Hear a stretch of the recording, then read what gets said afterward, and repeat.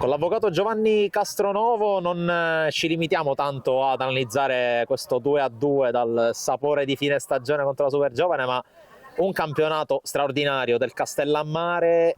Soltanto 3 big sono riusciti a star davanti alla tua squadra, ma possiamo dire senza dubbio una stagione da sogno. Sì, finisce oggi una stagione davvero esaltante. Avevamo programmato una squadra per cercare di raggiungere anche con difficoltà la salvezza senza passare ai play-out, invece cammin facendo si è creato una coesione tra squadra, staff, società, dirigenza, e abbiamo inanellato tutta una serie di risultati, devo dire, inaspettati, anche perché abbiamo posto alla ribalta regionale dei giovani sconosciuti che neppure noi avevamo contezza di dove potessero arrivare, e abbiamo fatto delle partite davvero importanti anche con buon gioco. Peccato perché ritengo che se non ci fosse questa regola che non condivido dei 10 punti, forse avremmo ancora macinato ancora gioco, prestazioni migliori. Purtroppo dopo con la sconfitta con la Nissa, avendo raggiunto la consapevolezza di non poter disputare quasi matematicamente i playoff, abbiamo ovviamente fisiologicamente un po' staccato la spina a livello mentale, quindi sono arrivate delle prestazioni un po' così che ci hanno fatto perdere qualche posizione in classifica. Dispiace perché diciamo, avremmo potuto, secondo me, per quello che abbiamo fatto vedere, fare ancora di più. Però sono enormemente orgoglioso di questi ragazzi, del rapporto che si è creato con Mister Mione, che secondo me è l'artefice di tutto questo, per il modo come ha gestito il gruppo, come l'ha messo in campo e come l'ha gestito da fuori. Tutti i ragazzi, devo dire che mi sono divertito davvero quest'anno a Castellammare. Dal primo giorno non c'è stato mai nessun problema di nessuna natura, sempre serenità, sorriso e voglia di allenarsi, di crescere, di migliorare.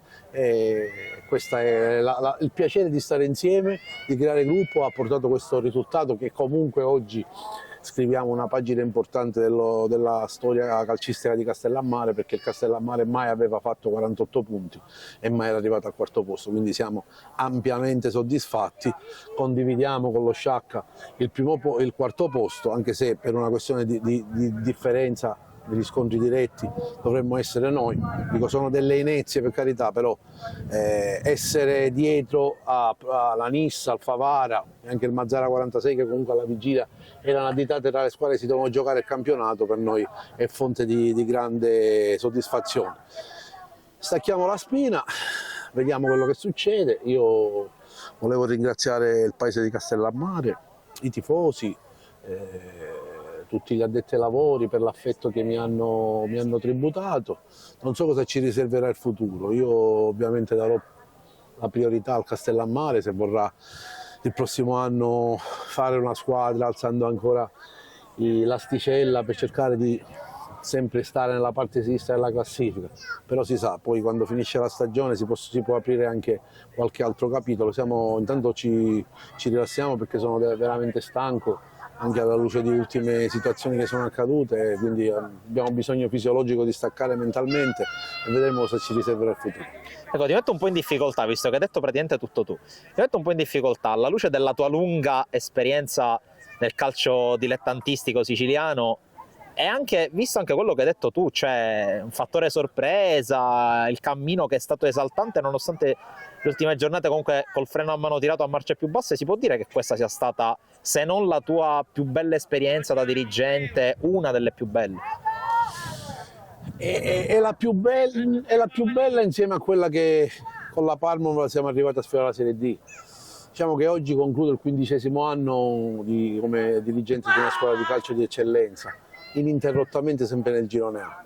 Ovviamente l'annata clou è stata quella della vittoria del campionato con Pino Ricola da Agrigento e con quel gruppo meraviglioso che poi è arrivato anche in Lega Pro, diciamo. Ma parliamo di altri palcoscenici. Se parliamo di squadre, diciamo, di seconda fascia, ovviamente ancora resta indelebile l'esperienza con la Parma. L'abbiamo perso la finale nazionale con l'Andria, peccato abbiamo perso 3-1 in casa a Carini, ma poi abbiamo vinto 1-0 davanti a 12.000 persone ad Andria. E poi c'è questa stagione che indubbiamente ci ha posto alla ribalta regionale con una lieta sorpresa, soprattutto mettendo in vetrina i ragazzi.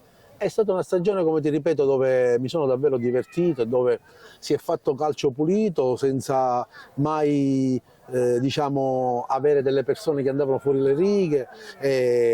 Ci siamo veramente diciamo, compattati e trovati in un paese, in una situazione che io sono arrivato qua il 3 agosto, ma conoscevo solo Mione, qualche giocatore e poco altro, quindi non sapevo cosa mi aspettavo obiettivamente. Però c'era qualcosa che mi attirava a venire a Castellammare e devo dire che è stata una scelta veramente bella, sia per l'affetto e il calore del paese nei miei confronti, sia perché è un posto a livello naturalistico davvero splendido. A me piacerebbe rimanere, vediamo cosa decide la società e quello che maturerà nelle prossime settimane.